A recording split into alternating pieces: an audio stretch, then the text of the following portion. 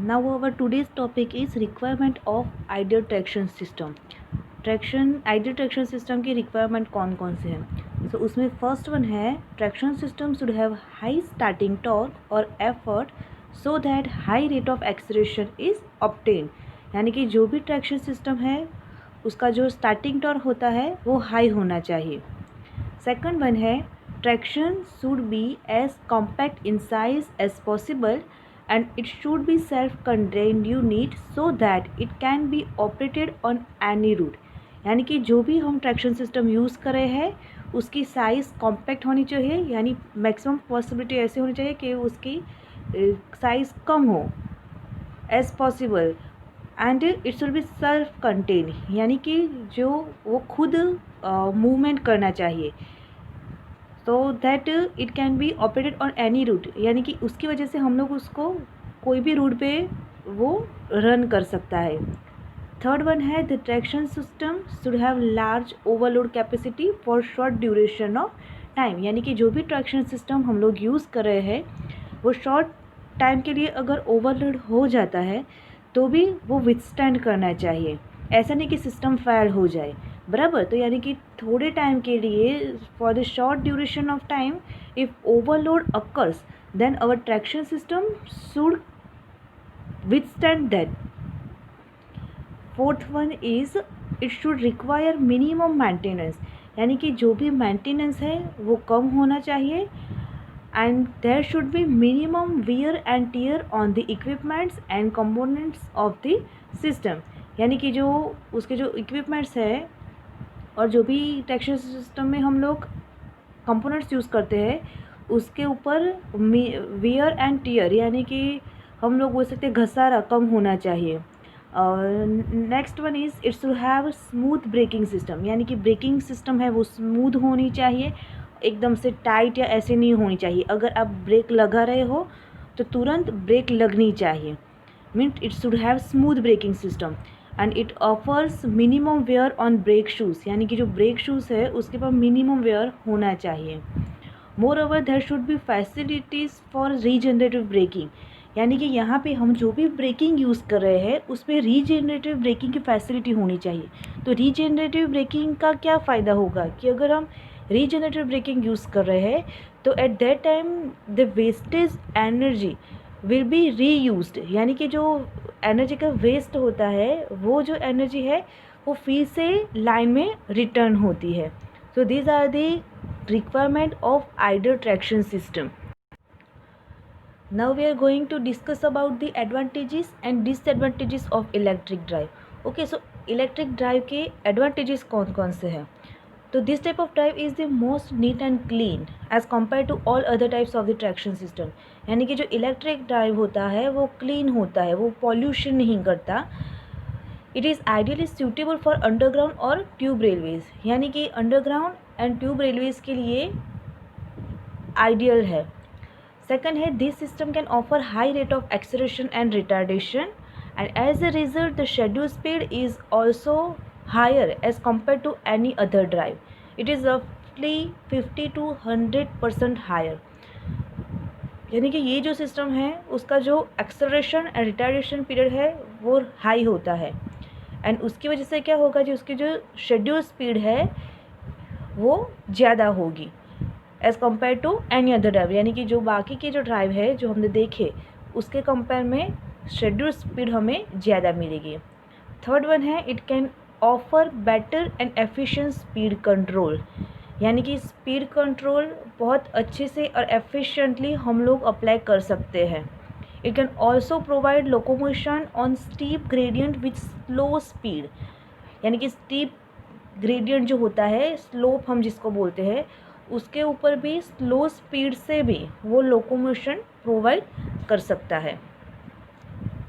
As compare to a steam engine it can exert high torque and therefore it can handle रफली double passenger और goods traffic, यानी कि अगर हम steam engine के साथ उसको कंपेयर करते हैं तो जो टॉर्क होता है वो ज़्यादा होता है और उसकी वजह से अगर लोड उसके ऊपर ज़्यादा हो, यानी कि अगर पैसेंजर ज़्यादा हो तो भी वो आराम से ड्राइव हो सकता है। नेक्स्ट वन है electric trains can be operated in sections according to traffic density, यानी कि जिस एरिया में ट्रैफिक ज़्यादा है, कुछ एरिया में ट्रैफिक कम होगा, तो depending upon that one we can operate electric trains. Next one, its maintenance, running cost and time require for maintenance is comparatively low, यानी कि जो उसका मेंटेनेंस है, उसको रन करने के लिए जो कॉस्ट लगता है वो, एंड जो टाइम चाहिए हमें मेंटेनेंस के लिए, वो बाकी ड्राइव्स के कंपैरिजन में बहुत कम है. As no reporting time is required, it can be put into service without any loss of time. यानी कि हम लोग डायरेक्ट ही उसको सर्विस में रख सकते हैं, उसके लिए उसको ज़्यादा प्रिपेयर या ऐसे करने की कोई ज़रूरत नहीं होती है.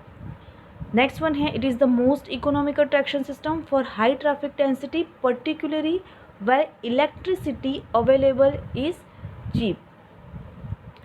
एक्चुअली ये जो ट्रैक्शन सिस्टम है वो बाकी सब ड्राइव के कंपैरिजन में इकोनॉमिकल है. हमें पता है कि जो इलेक्ट्रिक ड्राइव होती है, हम लोग इलेक्ट्रिक सप्लाई यूज़ करते हैं, उसकी वजह से पॉल्यूशन कम होता है, उसके रेट्स भी है कंपैरेटिवली दूसरे जो ड्राइव है, दूसरे जो फ्यूल्स हम लोग यूज़ करते हैं उससे कंपैरिजन में सस्ता है. It requires less terminal space, less size of shed and smaller workshop as compare to that for steam locomotives. तो स्टीम लोकोमोटिव्स के कंपैरिजन में उसके क्या क्या बेनिफिट्स है, तो स्पेस उसको कम चाहिए, जो साइज़ होती है स्टीम लोकोमोटिव्स होती है उसके लिए जो शेड और वो सब वो ज़्यादा स्पेस एक्वायर करते हैं, एंड जो वर्कशॉप होती है उसकी साइज़ भी ज़्यादा होती है. तो इलेक्ट्रिक ड्राइव जब यूज़ करके हम ट्रैक्शन सिस्टम सेटअप करते हैं तो क्या मिलता है, हमें स्पेस जो होती है वो कम मिलती है, जो शेड और वो सब है उसकी साइज़ कम हो जाएगी, एंड जो वर्कशॉप है उसकी साइज़ भी कम हो जाएगी.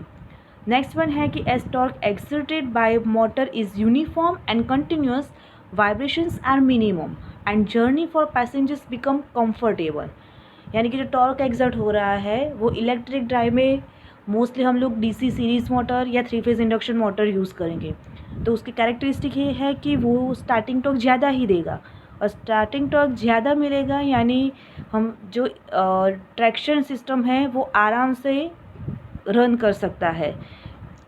सो उसकी वजह से क्या होगा कि टॉर्क ज़्यादा मिल रहा है तो और यूनिफॉर्म मिलेगा, कंटिन्यूअस मिलेगा, कोई भी बीच में रुकावट नहीं आने वाली, तो उसकी वजह से वाइब्रेशंस एंड जो जर्क आते हैं वो नहीं आएंगे, यानी कि कम आएंगे. नेक्स्ट वन है, electric drive is not consuming any fuel, hence this fuel can be utilised if steel industries and promote greater industrialisations. यानी कि इलेक्ट्रिक ड्राइव इज़ मीन्स जो है वो कोयल या ऐसे कोई फ्यूल यूज़ नहीं करते, हम लोग इलेक्ट्रिसिटी यूज़ करते हैं जो कोई भी पॉल्यूशन नहीं प्रोड्यूस करती. तो this are the advantages of the electric drive. ये जो है ड्राइव वो क्या कहता है कि जो उसका जो कोएफिशिएंट ऑफ एडहेशन है वो बहुत अच्छा है. हम लोग नेक्स्ट लेक्चर में देखेंगे कि what is meant by the coefficient of adhesion. तो उसकी वजह से क्या होगा, तो जो उसका वेट टू एचपी रेशियो है वो कम हो जाएगा. नेक्स्ट वन है कि it can handle temporary overload conditions, यानी कि ओवरलोड कंडीशंस होता है वो भी अच्छे से हैंडल कर सकता है. पावर डिस्ट्रीब्यूशन सिस्टम जो है ट्रैक इलेक्ट्रिफिकेशन के लिए जो यूज़ होता है वो रूरल एरिया में भी हम लोग यूज़ कर सकते हैं by using electric drive. And in this drive regenerative braking is possible my means of which energy of the retarding train can be return to the supply lines. यानी कि हम लोग रीजनरेटिव ब्रेकिंग जो है उसको हम लोग यूज़ कर सकते हैं इलेक्ट्रिक ड्राइव में. तो रीजनरेटिव ड्राइव है उसका मेन बेनिफिट क्या है कि जब हम ब्रेकिंग पीरियड जब उसका आएगा उस टाइम पे जो एनर्जी वेस्ट होगी वो direct it will feed to the supply lines. So this is the most important benefit of the electric drive. Now we are going to discuss about the disadvantages of electric drive. तो उसमें first one है, it's initial expenditure is very much high, यानी कि जो हम starting में जब उसको सेटअप करते गए उस टाइम पे उसकी कॉस्ट बहुत ज़्यादा होगी. और ये जो है वो मोस्टली जो हम ट्रैक इलेक्ट्रिफिकेशन के लिए जो सब स्टेशंस है वो सब जो प्रोवाइड करेंगे, जो सेटअप करेंगे, उसकी वजह से ये कॉस्ट उसकी ज़्यादा रहती है. सेकंड है कि failures of electric supply for few minutes can cause much more discrepancy in its schedule and dislocation of traffic. Third one है फेलर ऑफ इलेक्ट्रिक सप्लाई, यानी कि इलेक्ट्रिक सप्लाई अगर थोड़ी टाइम के लिए भी अगर नहीं मिल रहा, कोई प्रॉब्लम हो रही है, कोई फॉल्ट हो रहा है, तो भी उसकी वजह से भी जो शेड्यूल है वो टोटली डिस्टर्ब हो जाएगा और उसकी वजह से ट्रैफिक जाम हो सकता है। थर्ड वन है electric locomotive can be operated only on electrified routes, यानी कि जहाँ पे हम लोग ओवरहेड लाइंस प्रोवाइड करेंगे वहाँ पे ही इलेक्ट्रिक लोकोमोटिव्स जा सकेगा और कहीं कोई भी रूट पे वो नहीं पहुँच पाएगा। नेक्स्ट वन है कि it requires following severe statutory regulation and rules in electrification of train and operations of locomotives. Next one है AC traction system causes interference in the nearby communication lines.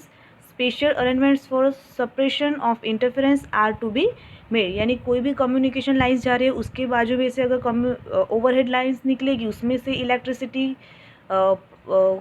वो जो इलेक्ट्रिसिटी होती है वो flow होती ही रहती है, तो उसकी वजह से क्या होगा, जो AC ट्रैक्शन सिस्टम है वो क्या करेगा कि इंटरफेरेंस प्रोड्यूस करेगा।